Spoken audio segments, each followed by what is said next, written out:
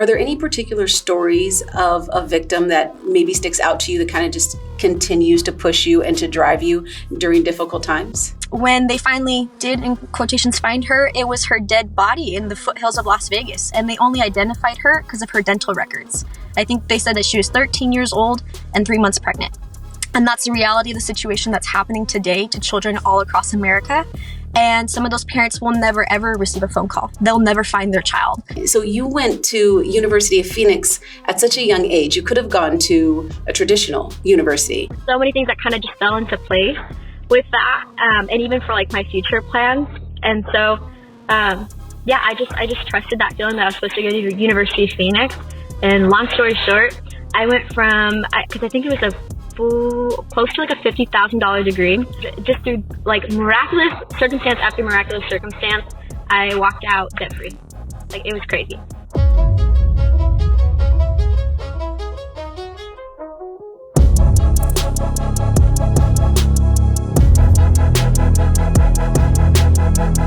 Welcome to the Degrees of Success podcast.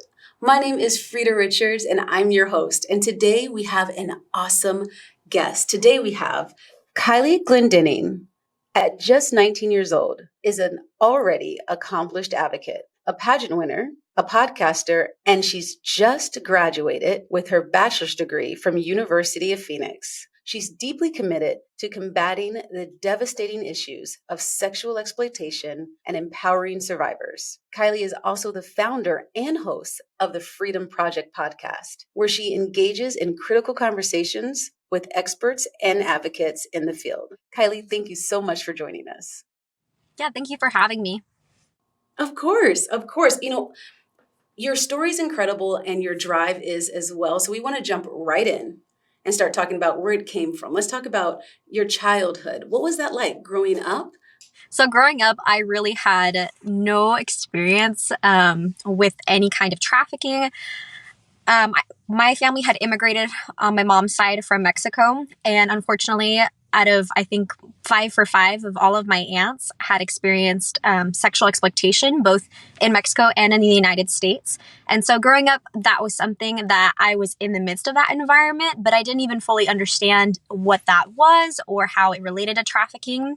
And it wasn't until I went into CBC, which is where I started my associate's degree, that my international relations teacher had us do this project where we would write to Congress, but we had to pick a topics, like issues that we found that were the most important.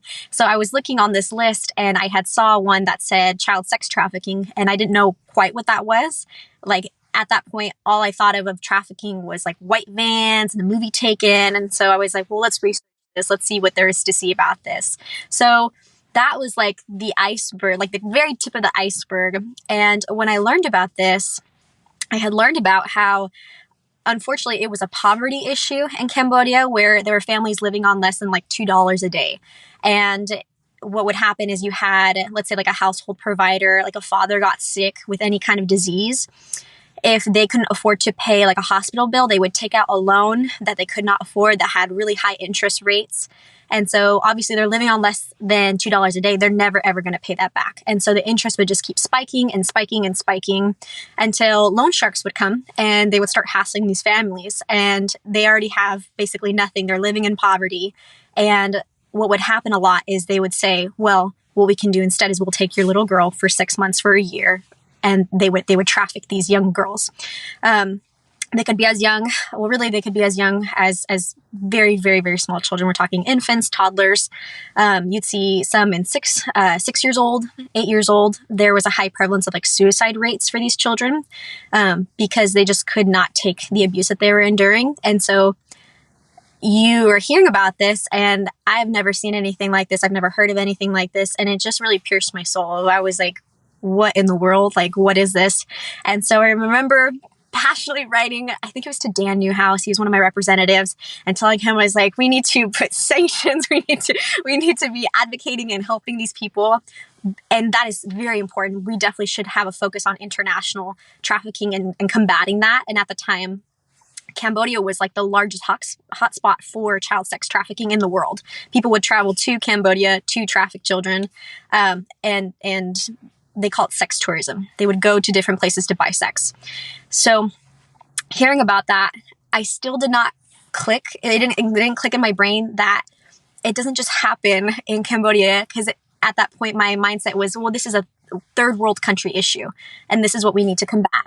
And it wasn't until I started working at a crisis pregnancy center, I grabbed a book off the shelf and I started reading. That book was called Renting Lacey.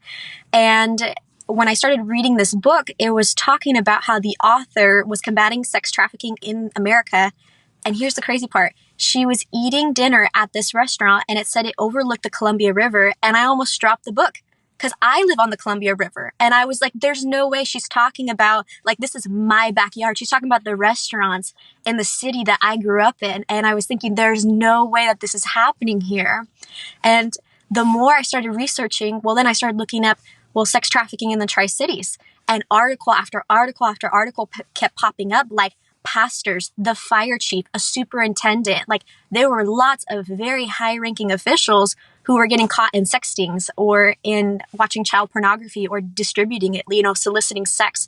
And so it was like, the more I dove into this, I was like, oh my gosh, it really does happen here as well.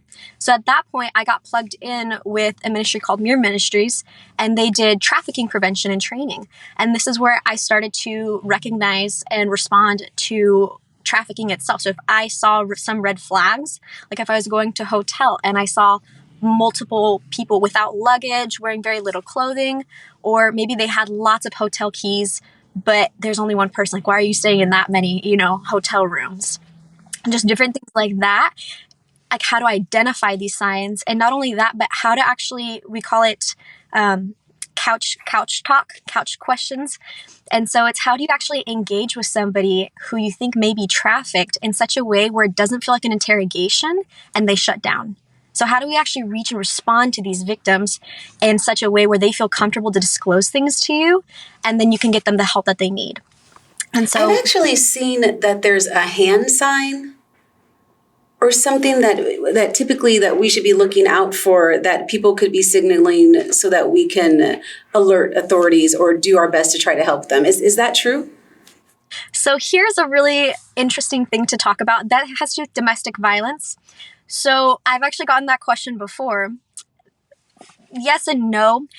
That's domestic violence, which is kind of different than trafficking itself. So an easy way to think about it is exploitation plus money is trafficking. There has to be commercial value aspect in that.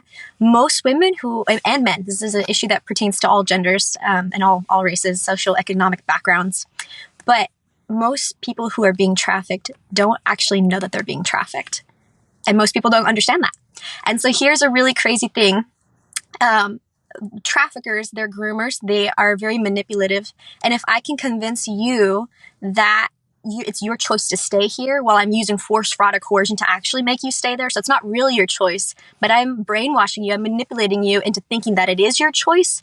You're never going to find any way to leave. You're never going to want any reason to leave, because I'm looking for your vulnerabilities. I'm meeting those, and then I'm withdrawing them when you don't do what I want, which is basically they want them to have sex with strangers for money. So they'll withdraw that, whether it's love or a place to stay or food or drugs.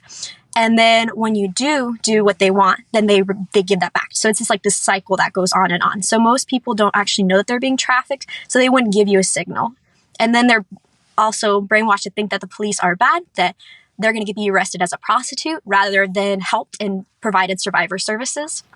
I'm so glad you just said that, because that was my next question. What's the difference between, clearly being a prostitute is when you voluntarily decide to do that. And then there's sex trafficking. But if you're saying that they are brainwashed into it, then how do you decipher? And to your earlier point, that has to be a challenge. Yeah, so here's where there's a lot of different opinions and ideas within the anti-trafficking industry. It's my personal opinion. I personally don't believe that it is anyone's choice to prostitute themselves.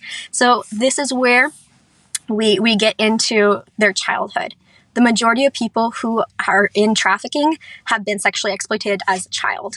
And so you grow up in an environment where maybe mom is a druggie and she's trying to supply her drug addiction. And we've had people at 5 years old where they're being sent, grown men, to their room in exchange for drugs. for the mom to supply her drug addiction. So you grow up being sexually exploited, and some people don't even understand that their first trafficker was their mom. So then when they grow up and they basically move from one trafficker to another because somebody spots them, they go through the grooming process. And because it's horrible, but that's their version of normal, they don't even understand the difference. And so they think, again, that it's their choice, but there has been that element of they've been groomed since they were a child.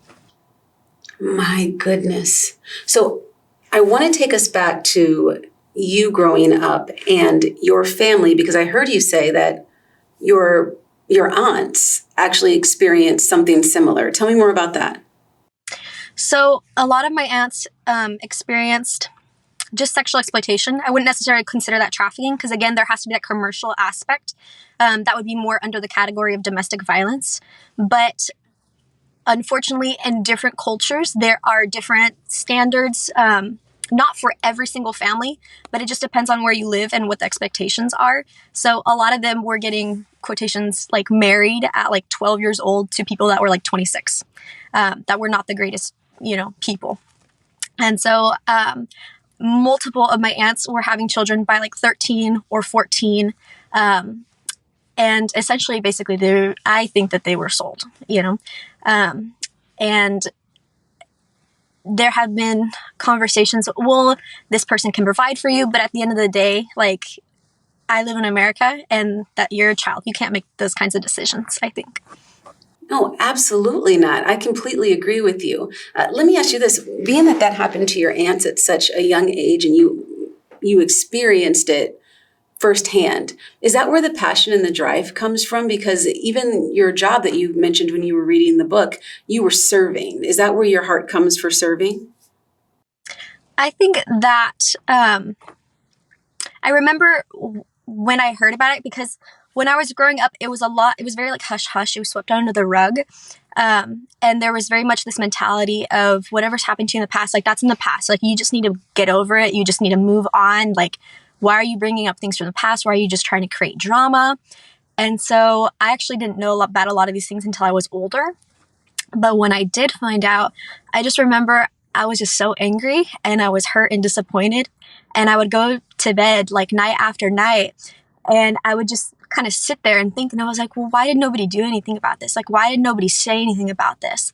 But I think the most like prevalent thought that I had was, who's going to do something about this? Because I know that my family couldn't have been just the only ones who had experienced something like this. And then I found out like what trafficking was. And that was the same thought that I had of like, why is no one talking about this, And when I was reading that book, Renting Lacey, it's just childish, like naiveness, I kept waiting because it's following like this character, and it's not a real character, but it's showing you what happens in trafficking situations. And I kept waiting for someone to come rescue her. Like, and I'm getting concerned because I'm getting to the end of the book and I'm like, when are the police going to come? Like when is somebody going to come rescue this girl? And I get to the end of the book, and, I'm getting concerned. I mean, it's like 3 pages and then it's 2 pages and then it's 1 paragraph, and they never did. Nobody ever did find her. And when they finally did, in quotations, find her, it was her dead body in the foothills of Las Vegas. And they only identified her because of her dental records. I think they said that she was 13 years old and 3 months pregnant. And that's the reality of the situation that's happening today to children all across America. And some of those parents will never, ever receive a phone call. They'll never find their child. Some of these people, I think the average lifespan, once you enter into trafficking, is 7 years. Like, they're quite literally stealing the bodies and souls and future of children all across America. And you have that thought of who's going to do something about this, because this is actually horrific. This is, it's just horrible. I can completely understand why you're so passionate about this. And now I have a new book to read because I could see where your drive would come from. And then I would also want, okay, let's save Lacey. What's next? Or is she now going to become, an advocate for sex trafficking and help change the world? But it seems that the author was going for more of a realistic, stereotypical path of a sex trafficked person. Wow. Well, thank you for the new read, because I'm definitely going to have to look into that. You clearly meet a lot of people and speak to a lot of people. Are there any particular stories of a victim that maybe sticks out to you that kind of just continues to push you and to drive you during difficult times? Yeah, so the reason why I actually picked anti-trafficking as my platform is because of one story of how it personally impacted my life. So this was after I went through all of that training, and I was probably 18 years old at the time.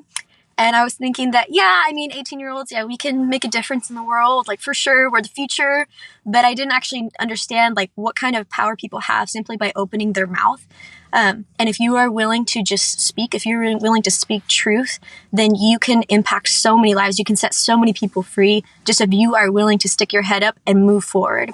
And at that time, I was training for a half marathon, and I was in the park and I was running. And I actually ran past this homeless woman, and she just kind of was walking aimlessly. Like you could tell that she didn't, like there wasn't a purpose to where she was going. And you could tell kind of by her walking pattern, she's just kind of walking around doing something. And I remember when I ran past her, I just like kind of stopped and like looked at her, and I ran past thinking like maybe I should go talk to her. And I felt like my mom's words in the back of my head, like, Kylie, don't you dare talk to strangers. But if you ever have like a gut feeling like you need to do something, like I had one of those moments where I felt like I need to go talk to this woman. And so when I ran back, I saw that she had wandered and she sat on this park bench. And the crazy thing is, it was that same river. She's overlooking the Columbia River. And she's just sitting, just staring out. I don't know what she was looking at, but I came up like beside her, and I didn't know how I was going to start a conversation, but we just kind of entered into one.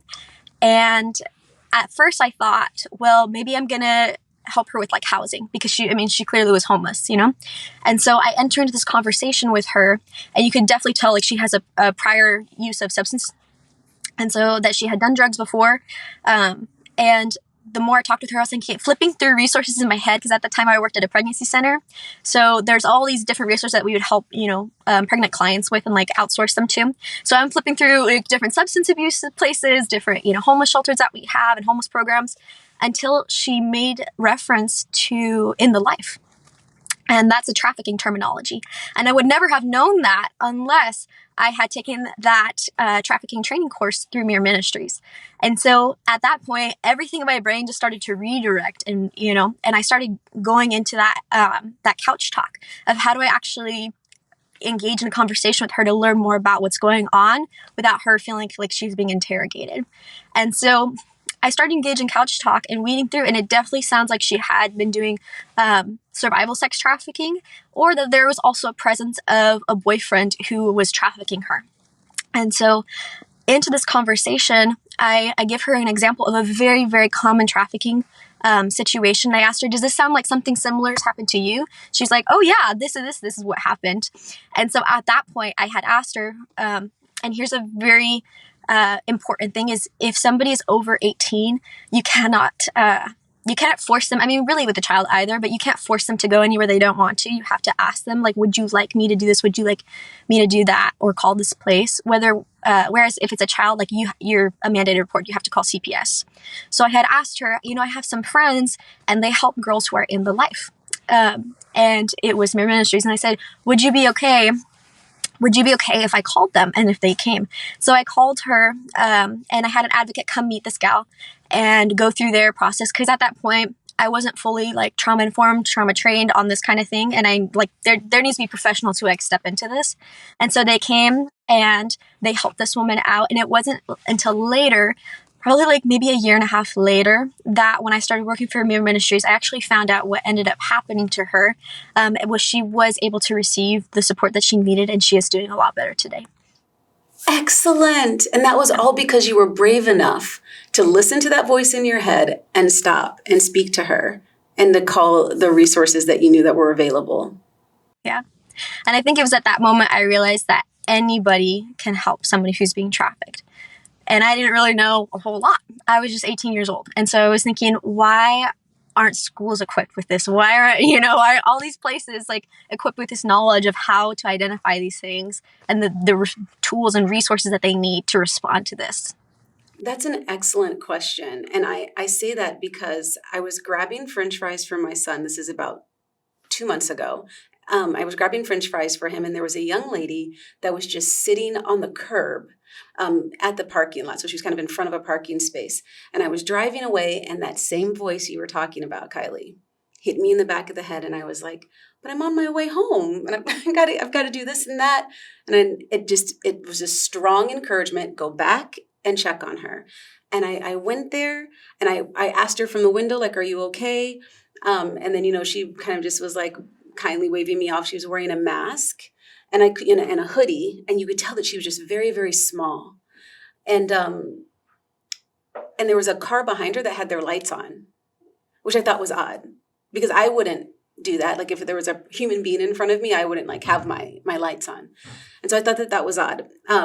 But then I came to sit next to her, because I felt like she probably just felt distanced from me. So I came to sit next to her, and I saw that she was wearing like the thinnest shoes. Like, they were so thin, and you could tell that she had been walking so much. Her feet they were flip-flops, and her feet looked worn. And I said, do you have tennis shoes?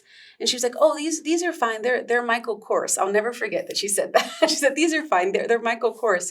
And I took my shoes off, and I gave them to her. And I said, there's a lot of things on the street. Like, you should keep your feet warm and safe. We're here in Arizona. It is very hot. So she was probably thinking, I don't need to be warm at all. But she's wearing this hoodie. And so I sat next to her, and I said, so do you need any help, or is there anyone that I can call for you? I've gotten my cell phone. Like, is there anything that I could do for you or with you? I have an Airbnb. Like, would you like to stay? And she kept looking over her shoulder, and she was like, no, because they're watching. And she was like, so you can go. And I was like, I'm safe. I'm not scared. Like, how can I help you? Like, I will show up for you. And I stayed with her for a bit, and she just, she wouldn't leave. And I didn't know what else to do. And so I told her, like, it's going to be okay. You can do anything you want to do, and try to give her as many positive words as I could as I drove off. And as I was driving, I didn't have the resources. I didn't have that knowledge. And I just called the police, and I said, listen, this young lady did nothing wrong. I'm just concerned. So can you please go and just check on her? She literally did nothing. She's sitting there. I just want someone to do a wellness check on this young lady. And I don't know what happened. But then I felt horrible calling the police. So in that situation, if someone is like me, and here's that same voice that you were speaking about before, what are we to do? What's the best course of action? Yeah, so I would definitely recommend that you would call a local anti-trafficking organization, people that are trauma-informed, especially within the realm of trafficking, like advocates to walk alongside survivors of sex trafficking are going to be your best bet. So like if you were to have called a local place like that, that probably would have been the best answer. Some things to keep in mind, especially pertaining to what you described, is if she has been beaten before and she's saying, hey, they're watching, anything you say to her, you have to understand, like from a brain standpoint, is probably like in one ear and out the other, because she's in a state of panic. She's like, hey, they're watching me. You don't understand. Like when I get home, they're going to be like, who were you talking to? Why were you talking to them? You trying to leave? And then they get beat. And so you have to understand, like they come from a place of extreme abuse, extreme trauma. And many times people ask, well, why don't they just leave? Like, why don't you just leave? Why don't you just go? And so sometimes it's at a place where you financially can't. It's sometimes it is, but it's rarely ever where you're chained to the floor and it's like you physically cannot leave. But there are so many barriers to actually entering back into society. And so here's a great example. Let's say that same woman met a guy who ended up being her trafficker. Well, so many times they can manipulate the victims into giving them their credit card or signing onto an apartment. Well, guess what? Because they're not the ones who are really going to pay for it. I'm going to trash the apartment. I'm not going to pay for rent. I'm going to ruin your lease. I'm going to max out your credit card so your credit score goes down. And I'm going to purposely try to get you arrested so now you have a record. So then I'm going to come back and tell you, you're never going to get a place to live. No one will ever rent to you. You can't get anything with your card because your credit score sucks. And where are you going to work? because you have a record. No one's going to hire you. So they quite literally find ways to trap people there. And so in a sense, yes, you physically can leave, but there's nowhere to go. And the people that they're specifically choosing, like, again, anyone can be trafficked, but they're targeting people on purpose. They're targeting like foster youth. That is a big one because they slip through the cracks. There's so many people that are actually within the care of DCYF. And what is DCYF? The Department of Children and Youth Services, but that can look different for different states, but basically in the custody of the state, and they go missing. Like, how does that happen? You know? And so the foster youth are being targeted, minorities are being targeted, low income people are being targeted because it can be so easy to manipulate them and their circumstances. And that's exactly what traffickers don't want. They want people that they can sell, because unfortunately it's horrible, but it is an economic model where they're selling a product, which is a person with human value, but nevertheless, they view them as products. Kylie, in that, if this were to happen again and I want to be prepared and I don't want her to get hurt, or him, if that's a possibility as well. I don't know what those statistics are like as far as the ratio to men or women. I imagine that women would be higher. What would that look like? Tell me what's the proper process? I don't know what couch talk is. Are there some bullets that you can give myself and the other listeners? Yeah, so I would tell them, starting off, there's some de-escalation techniques that you can use. So one of them is simply saying, I hear you. I hear you. I hear what you're going through. I wouldn't say I understand, because at the end of the day, we don't. We really don't understand. We actually have no idea. That's not the phrase to use, because I don't know what it's like to be sold for sex. I don't know what it's like to be starved and locked in a room. I don't know what it's like to have my foot cut open when I say I want to leave. I don't know what that's like. And so I'm not going to pretend like I know what that's like. But what I can say is I hear you and I'm here for you. And another thing to understand is there is, we call this the cycle of change, the cycle of leaving or leaving the life or in the game. I would be up to term on terminology within trafficking, because it is its own subculture. So if you hear terms like in the game, in the life, on the track, or on the blade, these are all signs that indicate they have had some kind of exposure to trafficking, because how are you going to know about something that you're not a part of? So those are all things to keep in mind, but also understanding that there's different stages. Like there's pre-contemplation where they're thinking about leaving, but then there's all these reasons why they should stay. And then there's like that first stage of contemplation where, well, what would happen if I did leave, you know? And then there's where they're actively trying to leave. And sometimes there's relapse, right? Because manipulators, like traffickers, are just such good manipulators. They know exactly what strings they need to pull. Somebody I would read up on who gives great examples is Rebecca Bender. She actually founded the Rebecca Bender Initiative, where she helps women go get out of the life. And so she talks about how she actually escaped from her trafficker. She got away and she hit a low point. And she was talking about things because you have to understand, sometimes life can seem really good compared to what they used to have. So she was living in this luxury apartment. She was living, in this house where, she did get beat, but you know what she did get? She got Louis Vuitton. She got Michael Kors. She got the purses and the things. She just had to sleep with all these people, right? And she hated it, but also like this luxury lifestyle was something that she never had before. And so then to leave that and then having to get this like dingy apartment and live on food stamps with her child, trying to overcome her drug addiction, and people in the line, she talked about how judgmental they looked at her as she handed in her food stamps. Well, when the trafficker comes calling saying, well, why don't you just come back here? It can be really easy to look back and say, well, at least I had a roof over my head. At least I got fed. At least I got this. And it's easy to kind of trauma block. Well, didn't he beat you? Didn't he bash your head into the wall? In some of our trainings, we have explained to people that it can get really twisted, and just the manipulation process where people are just being completely brainwashed. And there was this woman, and she was saying that my boyfriend loves me, and he loaded 7 bullets into a revolver, and he spun it, and he clicked every single one against her head. Oh, but he didn't stop, the one where there was a bullet, he didn't pull that one, so he loves me. That's how I know he loves me, because he could have killed me and he didn't. And so that's how twisted it gets. It is just crazy what these women have gone through.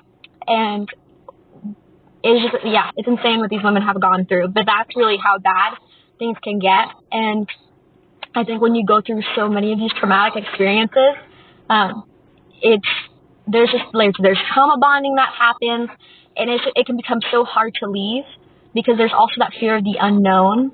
Of I know it's horrible here and I hate it here, but what happens if I leave? Like it's almost scarier. At least I know what to expect here.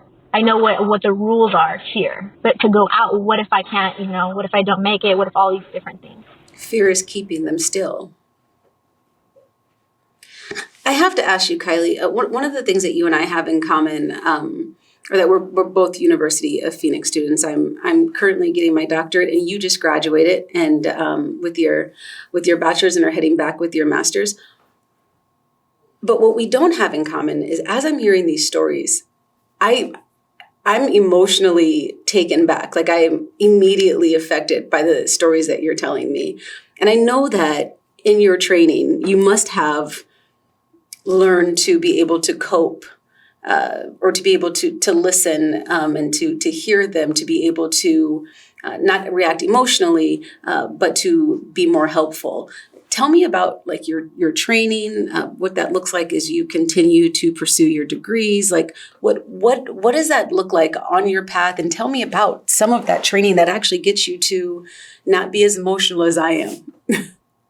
In hearing these stories. So I would say to that, everybody has different giftings. There's things that some people excel in that others excel in like other areas. And so there are people within our ministry who are very passionate about anti-trafficking work, but they do that from the side of like a data analyst, and they're super passionate about that. They're great with numbers. That's how they help. That's how they contribute. But if you were to stick them in a room with somebody, with a survivor, and have them start telling their story, they could not handle that. And so there's so many ways to impact the lives of those being trafficked. But if you are an emotional person, like that's okay. That's how you're created. Like that is a strength in itself in so many different ways. And there's no need or there's no reason to be ashamed of that, because that's helpful in itself, right? Because you have that empathetic nature. You're able to connect with people. You're able to make them feel seen and loved. But I wouldn't try suppressing your own gift to try to do something else.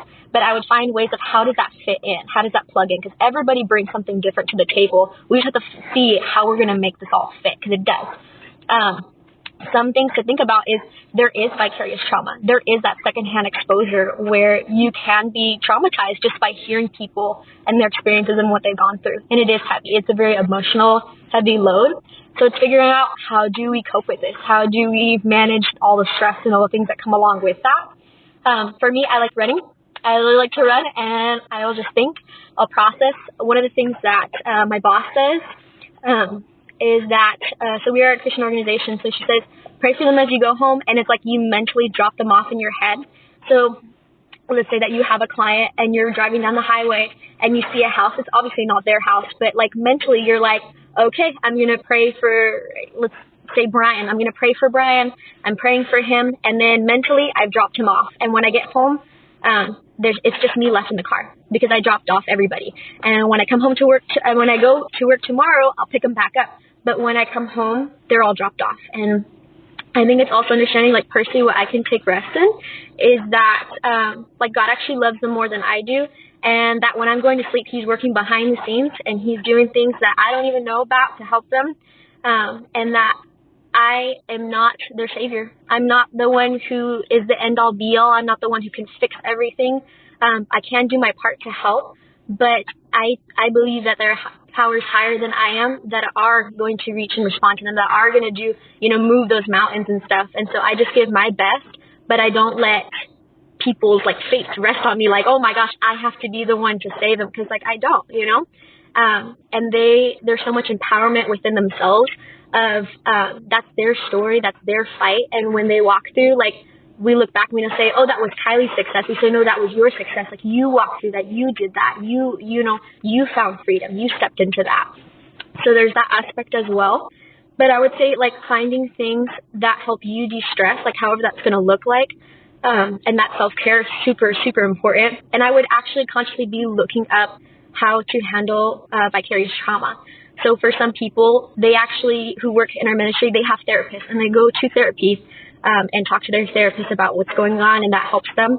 Some people, it's actually mandatory that everybody has some kind of like small group, some kind of community, because this is not a job you do in isolation. This is not a load that you carry by yourself. Like, you need a community to walk this out and to be able to carry a load like this. But having all those things in place, you are able to help people and not burn out, because there can be compassion fatigue. Absolutely. What I know is that you clearly have great guidance because, one, you were definitely in your gift. For you to be able to acknowledge and see so easily the compassion in one, and then to say that doesn't mean that you don't have a place here. It just means that you need to find your place. You don't need to change who you are. You have your own gift.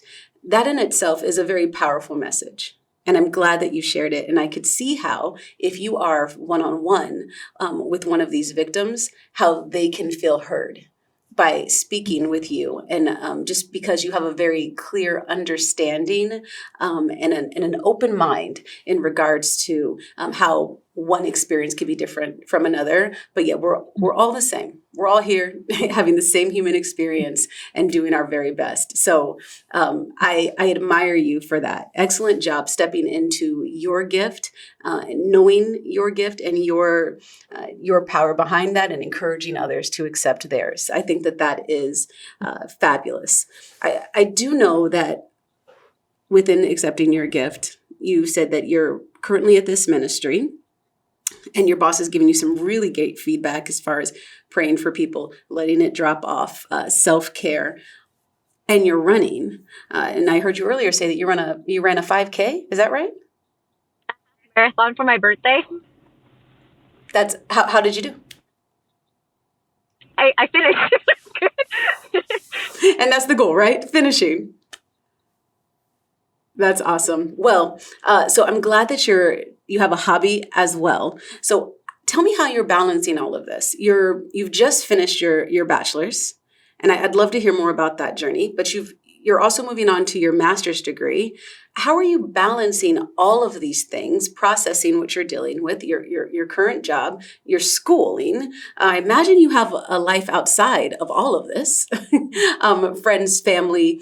And so tell me how you're balancing all of that and what you plan to do moving forward with this master's degree. Yeah, that's a question I want to know the answer to as well. I think we could ask that together. Now, I think that, I have a big planner and it is filled to the brim. I really have to learn to manage my time very effectively, especially doing pageantry, because there's so many events and appearances that happen. So I constantly have to I don't say yes to anything without checking my planner, because I do not want to double book myself. Have done it before, do not recommend. And so I have to be really, really on top of it when it comes to, oh, hey, can you stay late for this? Oh, can you come to this event? Can you do this? And then also, this can look different for different people, of how they choose to say yes or no to things. But again, I actually pray about different things before I say yes to it. And I'm actually asking, God, is this a good idea? You know me better than I know myself. Am I going to get burnt out if I just say yes to this? Because I can be a yes person. But it's actually understanding that it's okay to say no to people. It's okay to say, actually, hey, I can't make it this time. Let's do something else instead. Or, hey, I'm not going to be able to come to this event. And just having those boundaries for yourself. Because what I don't want to do is light the candle at both ends and just get burnt out, and then I'm not going to be able to help anybody. So I think it's also knowing yourself of what you can and can't put on your plate. And again, I think it comes down to that savior mentality of I'm not responsible for everybody and to be everything for everybody at this, all the time, people are going to be okay. And all you can do is your best and give people your best and honest effort, and to be reliable. If you say you're going to do something, you follow through with it. But I think something that I had to overcome a lot of anxiety in my life, because I kept getting these comments from people, and they would say oh my gosh, you're perfect, you're perfect. And I didn't realize it at the time, but that actually put so much anxiety on me of these people's expectations of I had to be perfect. So then whenever I made a mistake, or, I did something that was inconvenient, I would get super stressed out, and I would have panic attacks about it. And I had to come to terms with, and it's okay to look myself in the mirror and say, guess what? I'm not perfect. I'm not perfect. And there's some grace in that. And that's okay. That's a good thing that I'm not perfect. I'm not it for everybody all the time. But I am worthy and I am important, but I'm not perfect. And that's okay. And so that actually dissipated a lot of that anxiety. And I was able to give myself so much more grace walking through things. And, sometimes I did drop the ball, and that's okay. And I make things right, and then I move forward because I'm not a perfect person. That's okay. But I would say to handling things, just like knowing yourself and what can you take on, what's actually feasible, what's realistic, what can be accomplished. And I think that includes big goals. Like for me, I want to write a book one day. That's feasible. But maybe, I'm not saying yes to this and that and the next thing and the next thing all at the same time. You know what? You are absolutely remarkable. And I mean that. I know that as a University of Phoenix alum, we are so proud to have you and to share your incredible story. As a University of Phoenix student and employee, I just want you to know that I am blown away by you. And you were not perfect, but what you are is honest and vulnerable. You are wise, and clearly you're worthy and more than enough. And that within itself is a path that I know grown women today that have not understood as much as you have in this moment. And if I'm being completely transparent, I still struggle in saying no. And I still have random panic attacks when I'm like, oh, yes, of course, I'm going to do all the things. And then wanting to be a woman of integrity, as you had mentioned prior, I'm going to try to do all of the things only to then possibly beat myself up if I pack my calendar. So such wise words. You are 19. How proud is your mother? She's pretty proud. Yeah, I'm really excited. I'm pretty proud of her. She really inspired me. I would not have gone to Phoenix because she actually went first, and I was so proud of her because she had repeated a grade twice when she was in school because she only spoke Spanish. She didn't speak any English at all. And she would say that she would just sit in a class because that was like before, years and years and years ago, before they really had a lot of ELA programs. And she said that they just talked in English, but she didn't know any English, and they were migrant workers, so they would move around a lot. So she said they would just talk in English in a classroom full of people, and she said, I didn't understand either. It was like, blah, blah, blah, blah, blah, blah, blah, Tina. And she'd like, huh? And she would just stare because she didn't understand what they were saying. So she had to repeat the grade twice until she learned the language. So she graduated high school when she was 20. And by that time, she just believed the lie that she was not smart enough to go to college, that she wasn't smart at all, could not do education. And so I remember when she started her bachelor's program through University of Phoenix, I remember her telling me, don't tell anyone, Kylie, don't tell anyone, because if I fail, I don't want anyone to know that I tried and I failed. And she didn't fail. She went on and she got her bachelor's degree through University of Phoenix at 40 years old. And I was so proud of her because I was you don't even understand, she's just awesome. What was that feeling when she walked across that stage? Did she actually come and graduate? No, she didn't. But we had a pretty big party for her. We were just so proud of her. And I was so proud just because, my dad kept saying, I knew you could do it. I knew you had it in you. I knew you could do it. You were always, it was never that she wasn't smart enough. She always had it within her. She just had to have the courage to step out and to try. Yes. And most likely your mother had to experience people telling her she wasn't enough. People saying that because she didn't speak the native language that she wasn't enough. And that's been historical. What is your mom's name?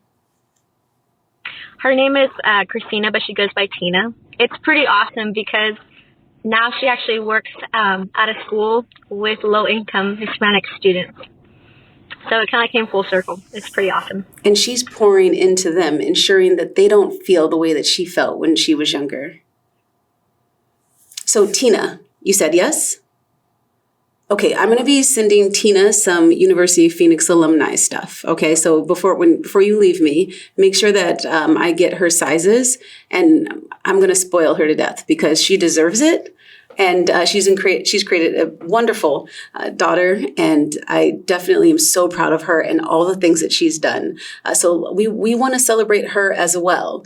I love that. So you went to University of Phoenix at such a young age. You could have gone to a traditional university, maybe like one that with a campus and cheerleaders and a football team, right? Why did you pick University of Phoenix? Because of mom? So that's really interesting. Actually, the summer before my senior year, it's going to sound crazy, but I had this dream, and I actually felt like God was telling me I was supposed to go to this college, and that was super weird because I didn't know anything about the college other than, like, my mom went there, and I didn't know what I would be doing there. Like, I didn't know what my bachelor's would be in, and my parents told me a long time ago that I would be the one paying for my college, so I was like, I don't know how I'm going to afford this either. Like, I don't know anything about this, how I'm going to pay for it, what I'm going to be doing. And as that senior year went on, I was talking to my high school counselor. And at the time I was on track to be valedictorian. And she actually was telling me, like, Kylie, don't do it. Like, do not go. This is, like, the biggest mistake in your life. Like, you could go to anywhere in the state and they would pay you, like, full ride. Like, you can go anywhere you want. But I just, like, in the back of my head, I just had this feeling. It's that gut feeling of, like, but I feel like I'm supposed to go here. I feel like I'm supposed to do this. And so I eventually decided, okay, I'm just going to do it full send. I'm going to go to the University of Phoenix. I don't know what I'm doing, but I'm just going to trust that I had those thoughts and those feelings for a reason. And, you know, there's a purpose behind that. So January goes by. That's a lot of the state school deadlines. And so it's like I'm locked in. Whether I want to or not, I'm going to University of Phoenix. And so as I was scrolling on the school's website, looking at degree programs, I actually wasn't looking at a bachelor's. I was looking at a master's program. And as I'm looking, I scroll and I see one that says clinical mental health counseling. And I felt like God was saying, like, that's it. That's the one you're going to do. And I was like, okay, well, at least I know what I'm going to do now. And so I click on it, but it's like I see the bachelor's that you have to get in order to get your master's. And so it's like this pipeline. And then I was looking at it and I was like thinking that it was correctional program support services. And I was thinking like a jail degree, like a jail degree. What would I need a jail degree for? And that was pretty interesting because at that time I didn't know anything about trafficking. That was before I had taken that college course. So there were so many things that kind of just fell into place with that, and even for like my future plans. And so, yeah, I just trusted that feeling that I was supposed to go to University of Phoenix. And long story short, I went from, because I think it was close to like a $50,000 degree, and I had no money to pay for that. And I just kept praying and praying about it. And I was like, I just don't want to take out any student loans. If I have to take out a student loan, I'm not going to college. That was what I kept saying. Like, I'm not taking out any loans. And just through like miraculous circumstance after miraculous circumstance, I walked out debt free. Like, it was crazy. It was genuinely crazy. It sounds like it was a miracle and that you have a clear destiny. Did the pageants help at all in paying it? I know that they are typically part of the scholarships. Yeah. So that pageant almost paid for about $20,000. Oh my goodness. Tell me more about this pageant because I know that you've won a few. Tell me about that. Yeah. So I actually was not a pageant gal. I was not interested in it at all. And the first one that I ever did, it was my junior year of high school. And the only reason it enticed me because they said, oh, it's all money, scholarships towards college. And my ears perked up and I was like, oh, free money for college. Like, yeah, I'll do it. And so I went through that. I ended up walking out with about $4,000 and I was Miss Connell. And that was such a neat experience. I met some lifelong friends in that program. And as I came out of that, I thought that I was going to be a one and done. It was super fun, but I'm not going to do that again. It was super cool. And then one day my mom brings home a flyer from Mr. Cities and she was like, hey, you want more money for college? Look at this. And so I actually decided I was going to enter into that one. That year I placed first runner up. And it was crazy because just like the amount, I think that was one of the highest, or it's the highest scholarships for women in Washington State. I didn't even win. I placed first runner up and I walked away with $6,000, which is more than I had won at Miss Connell, like being, first place. And so I decided that I would run again. And when I ran again, I think that time I had walked away with $12,000, all straight to my college. And so it was really crazy. It was just amazing. That is an amazing journey. So your pageants have helped pay for your education, and you wanted to go to college. You knew that you wanted to go to University of Phoenix, though you were told, "Don't do that. Go to a university with a campus, or have a traditional experience." And you felt that this was supposed to be the university that you went to. Waited until you couldn't go to the others, and then found the money to be able to be debt free by the end of your bachelor's degree. Mm-hmm. Yeah. And I think I kept hearing this over and over again. Well, Kylie, you're going to miss out on the college experience. Well, Kylie, you're going to miss out on the college experience. And like growing up, I didn't really have great community. And it actually wasn't until probably my sophomore year of high school that I finally found community. I finally found people that I felt like I was seen and that I belonged. And, walking out of COVID, I struggled really bad with like depression and anxiety. And so finally coming out of that and finally finding that sense of community just to be told like, oh, well, time for you to go off to college. I just knew that I wanted to stay within community where like I just felt seen and I felt known. And I also knew that I wanted to work full time. I was like, why not be paying off things and also like building your career while you're going to college? I was like, it just makes sense to me. And so when people kept saying that like, oh, just, what about the college experience? I was like, well, I already have community. I already have friends. The honest partying doesn't really interest me. Like I have other focuses that, I'm passionate about. And I was able to not only finish, debt free, but I still have community. I'm working, and it's been fantastic just for career opportunities. And I would actually recommend it to lots of high schoolers, thinking about going to college. Of just because everybody goes to universities is not like, just because it's a cookie cutter path doesn't mean that it has to be your path. Because like, if you don't want the college experience, like that's okay. Like that's totally okay. I did way better doing online school than I ever did it in person. And just having that flexibility allowed me to do so many different opportunities that I never would have been able to if I had gone to a university. Like, I traveled so much. I went so many places, while I was working and doing college because I could just take my computer on my cruise, Like, there's can be so many different opportunities for people. And if you love traditional college, like, yay, you, go do it. But, like, for people that don't want to do that, I think even though University of Phoenix is catered towards older audiences, like take advantage of it. Absolutely. We actually have younger people coming to University of Phoenix, and I imagine it is due to 2020 as everything ended up coming online, and we've been an online university for a very long time, so we're well suited to take on those new students. If you were to speak to people in your generation, others that are 18, 19, 20 years old, that also experienced some great depression in 2020, the communication completely changed. What would you say to them to help guide them out of that, even this 5 years later? Yeah, so I would tell them that community is so important. People are on social media too much these days. They need to get off and go touch grass. And I know it's easy to say, but we are just constantly scrolling on our phones.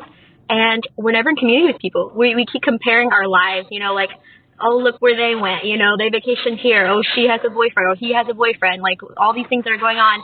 And you have to understand that social media is the best parts of other people's lives. There are things that I posted on my social media that, did happen and were great. But at the same time, it's like, oh, well, my grandma got diagnosed with cancer. Oh, well, a close family member had a suicide attempt. Oh, this something, happened.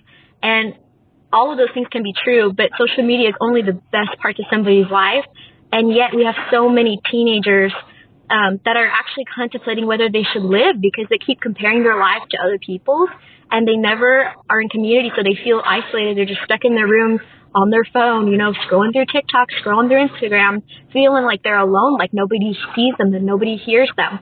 And they need community. They need to get involved with people and to just know that they are seen and they are loved. And I think Gen Z, like my generation, struggles with an identity crisis. Like we have no idea who we are. Like we don't know our worth. We don't understand our value, that we are actually precious. Like our lives are invaluable. Like we have so much worth. And I think we can place it in all the wrong things. I know for a long time I struggled with academic validation, even though I was on track to be valedictorian, because there's a cycle of like, well, if I don't get an A, then I'm not enough. Well, if I don't do this, if I can't keep this, even while in college.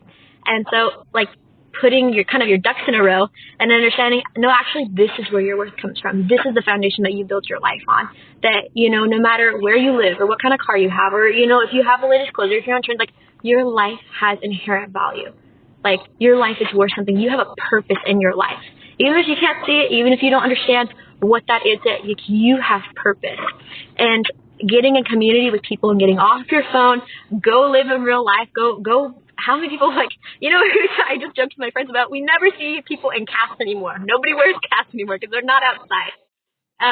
But I would tell them that they need to go be out and live in community. And something that I actually disclosed to my parents is, I probably was 14 years old when COVID happened. And I got to the point where I didn't know my identity. I didn't understand my purpose. And it got to this point where I was like, why, if all you experience is pain, what's the reason for being here? Like, why am I even here? And had I actually followed through on a suicide attempt, like, that was over 5 years ago. Like, I wouldn't have been here today. All of my passion for anti-trafficking, like all those lives I have touched, all the people that I've been able to impact, that never would have happened, like generations of people who in the future who I marry, when I have kids, like all of that would be gone, and all the people that you touch, like people need to understand that they are loved and they have value. And I think that like we need to get off social media. We need to be in community with people and understand the foundation of like your life has value, you have purpose, and build your life on that foundation. I couldn't agree more. And clearly your life has purpose. And I believe anyone listening to you right now, hearing your words of encouragement, are evaluating and recognizing that they have purpose as well. Your journey's been incredible. And you've now started a podcast. I want to hear all about it. And tell me who you're interviewing and what that process. This is another something on this long list of things that you're doing. Tell me about how that's working for you, how you love it, and what it's about. Yeah, so that actually first started for pageantry. So part of my CSI, we call that a community service initiative. And that is a local program. It's an entryway into Miss America. So as Miss Tri-Cities, I'll actually go compete next July for Miss Washington. And if I were to win that, then I would go compete for Miss America.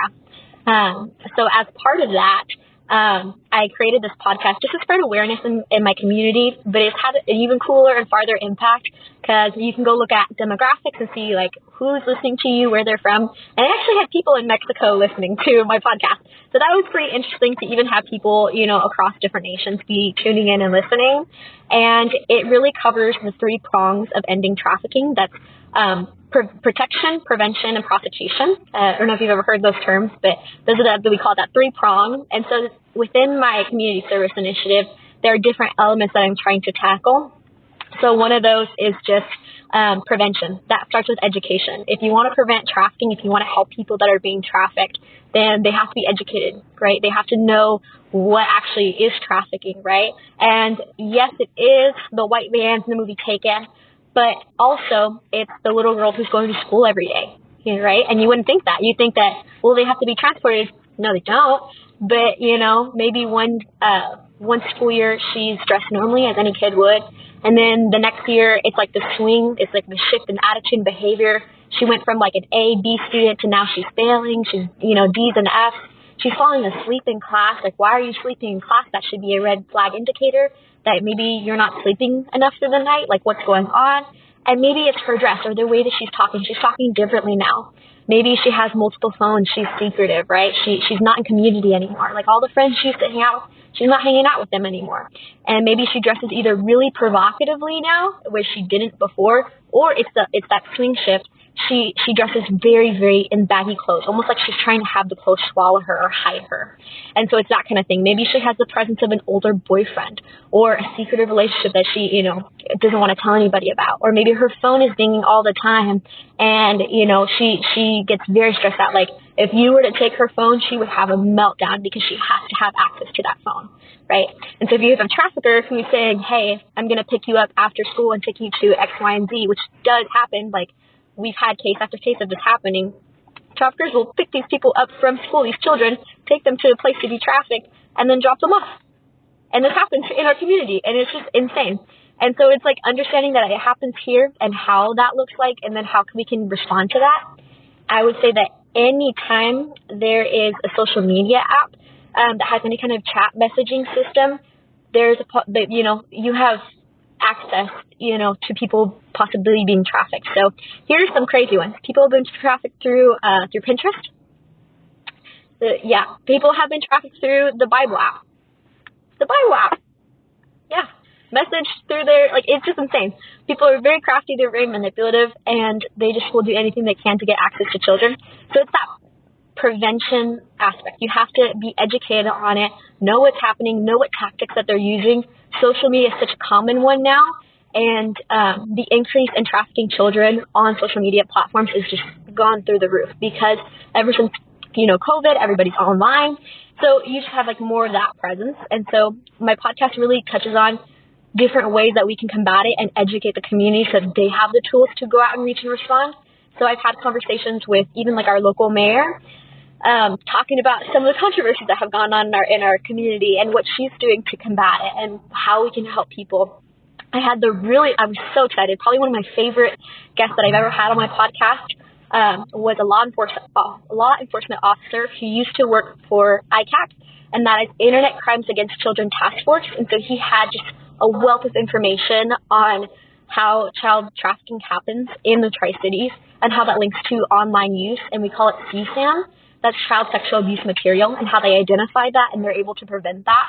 And then his take on how do we help law enforcement? How can we educate law enforcement?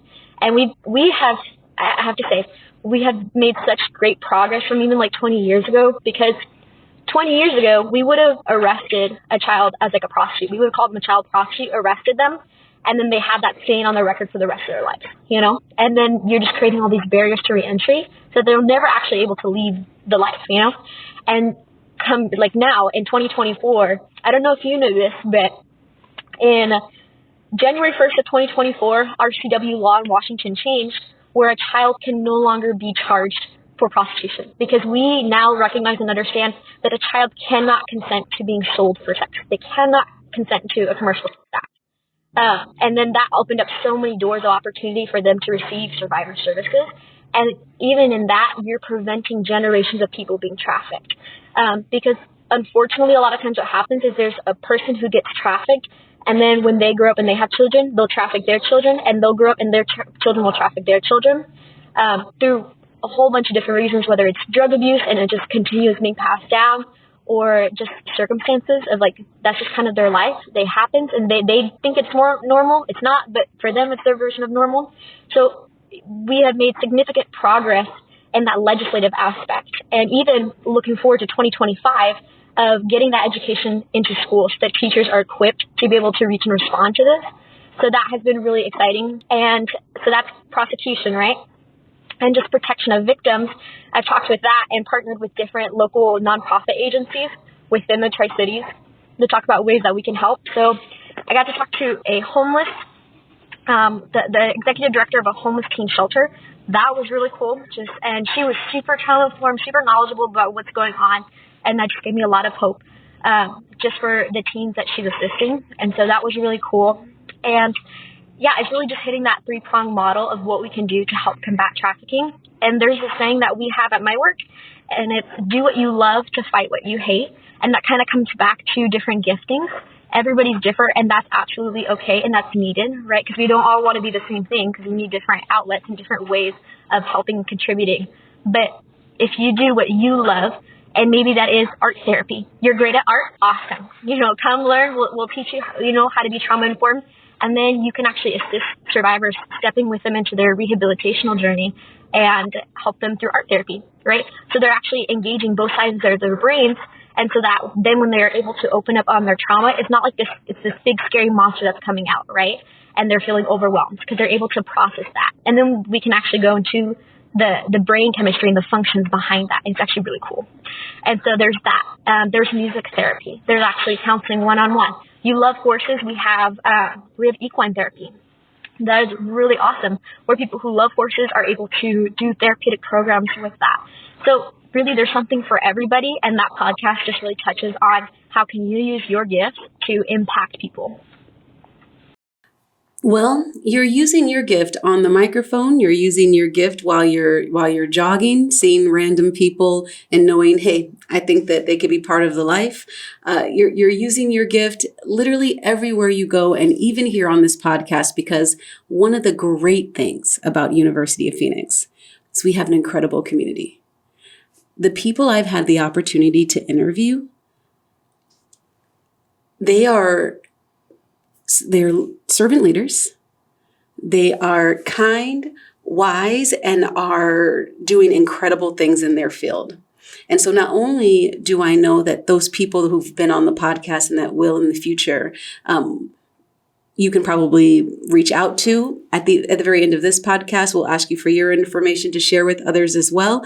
Every one of them do that. So whether they reach out to you or you reach out to them, you have a community. You have a community of people who believe in you, who support you, and who also are Phoenix. And so I love to hear about your podcast and that you are interviewing so many impactful people in the community, learning more about from the judicial side, counseling, and I imagine it just keeps going. And you're using this to not only spread the word to your community and to others, even in Mexico, but also to help drive the pageant, which, if I heard you clearly, when you win this one, you go to Miss America? Can you just help me understand how you're wrapping your mind around this? Because I've seen Miss America pageants. This is a huge accomplishment. Yeah, I'm actually just super honored to even be able to go compete for Miss Washington. That's not a lot of people can say that they have, and so it was really a humbling experience. And we often say within pageantry that the crown is actually a microphone to just amplify whatever it is, and your title itself is just a platform to spring off of, towards whatever plans you have in the future.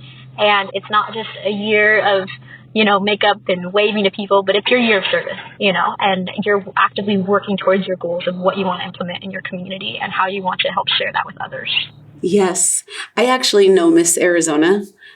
She's an awesome person, and she has been so kind. And she was recently in the Veterans Day Parade, which University of Phoenix was at, and she totally spoiled my boys and spent so much time with each individual veteran. And I know that it's a real heart job. It's not necessarily just the dress and the makeup and the crown, but there's a mission behind it all. Yeah, absolutely. Well, we know your mission, and we're excited to hear more about your podcast and continue to listen to people that are on it. Tell me, how would we listen to the podcast? Where would we be able to connect with you there? Yeah, absolutely. So my podcast is available on Spotify, and it's called The Freedom Project by Kylie Glendenning. And you guys are also able to follow my journey through Instagram, and that's the handle at The Freedom Project PC for Tri-Cities. It's The Freedom Project PC.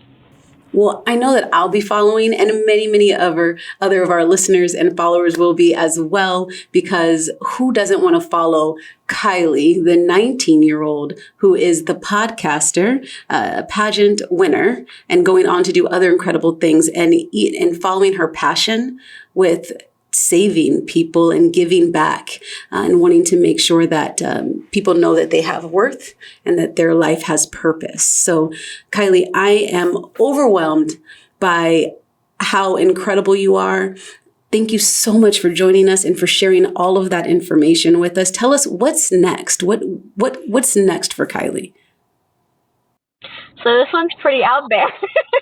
Once I complete my master's degree in clinical mental health counseling, I'm actually currently learning Arabic, and I'm planning to do missions overseas in the Middle East and actually use my jail degree to go and counsel inside jails. Of course you are. Of course you are. It's not out there, right? It's only impossible until you do it. It's only crazy until it's done, right?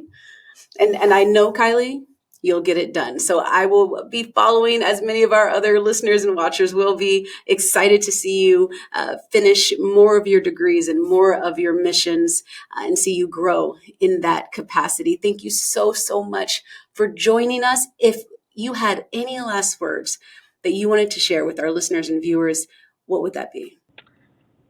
I would say that I think we're more capable than we know we are. And we can set so many limits on ourselves and people's expectations of like, this is what I need to be, or this is what I have to be. And I would say if God has put a dream in your heart, if God has given you this crazy, ambitious, really audacious goal, you would just be amazed what God will do if you give him your yes.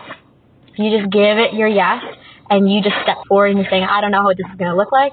I don't know how I'm going to pay for this, but I'm just going to step forward in faith and say, you know what, I'm all in, right?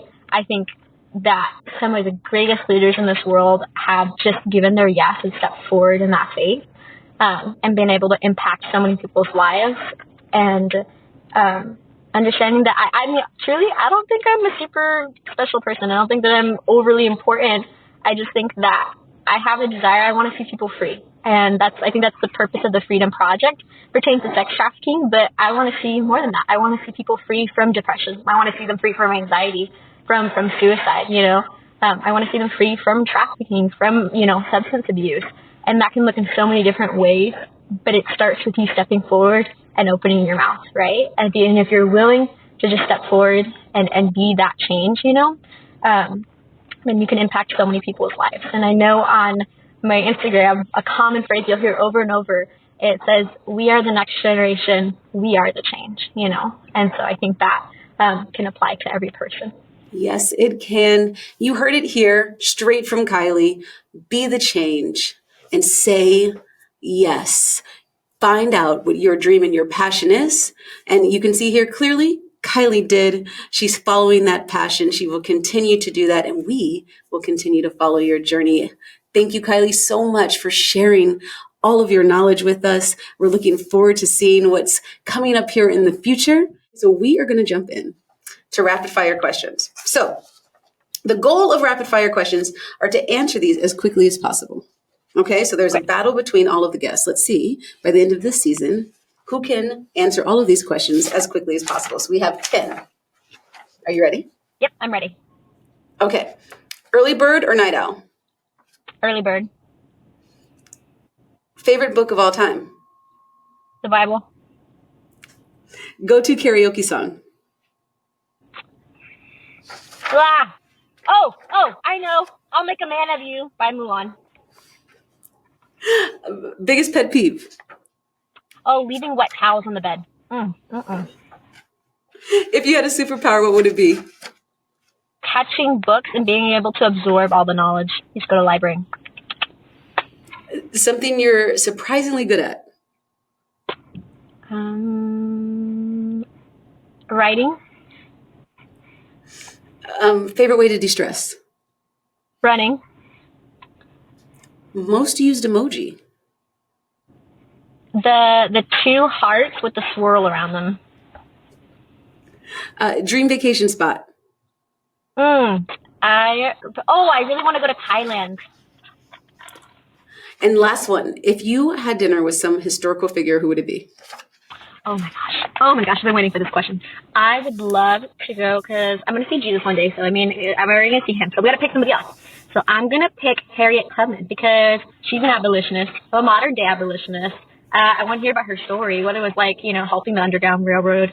And she actually is one of my favorite historical figures, probably one of the most, all-time favorites, just because of her courage under fire of she got to freedom and went back for people. She went into the danger when everybody else was running from it. She just had a heart for people and this desire and passion to see other people free. And I can resonate with that. I'm confident you can. Do you know what Harriet's last words were on her deathbed? I'll go to prepare a place for you. I go to prepare a place for you. Yeah. She's pretty awesome. She's really awesome. You are awesome. Thank you for just being so incredible and for joining us. But then also for just being so transparent, open, and doing what you're doing, because it really takes a great heart to serve. And you're really serving. And somehow that makes it the end of this episode of Degrees of Success podcast. I'm your host, Frida Richards, reminding you that your next chapter just might be your best one yet.